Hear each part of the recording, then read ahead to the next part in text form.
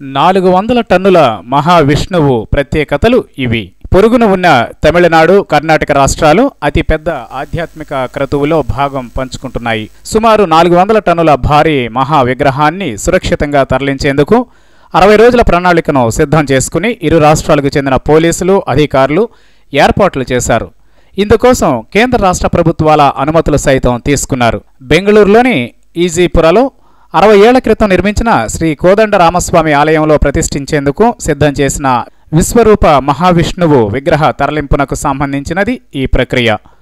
అతిపెద్ద విశ్వరూప మహావిష్ణువు విగ్రహాన్ని తమ ఆలయంలో ప్రతిష్ఠించాలని సంకల్పించిన శ్రీ కోదండ రామస్వామి దేవాలయ ప్రతినిధులు ఇందుకు సరిపోగల రాయి కోసం పెద్ద ఎత్తున అన్వేషణ జరిపారు.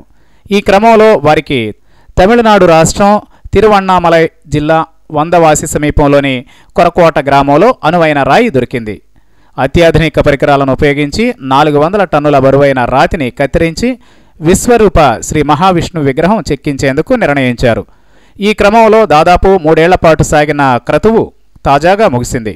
64 అడుగుల ఎత్తు, 26 అడుగుల వెడల్పున 11 ముఖాలు, 22 చేతులున్న విశ్వరూప శ్రీ మహావిష్ణు విగ్రహం రూపొందించారు. మహావిష్ణువు విగ్రహానికి పీఠ భాగంగా 24 అడుగుల పొడవు, 30 అడుగుల వెడల్పుతో 7 తలలున్న ఆదిశేష విగ్రహాన్ని కూడా సిద్ధం చేశారు. పీఠంతో కలిపి ఈ విగ్రహం ఎత్తు 108 అడుగులు ఉండనుంది. ఇంత అతి భారీ విగ్రహాన్ని హోసూరు నుంచి ఈజీపురకు తరలించేందుకు సిద్ధమై అందుకు తగిన రీతిలో ప్రణాళికలు సిద్ధం చేశారు.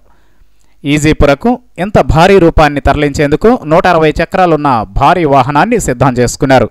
ఇంత భారీ వాహనం ఏర్పాటు చేసినప్పటికీ గమ్యస్థానం చేరుకునేందుకు 60 రోజులు పడుతుందని సమాచారం.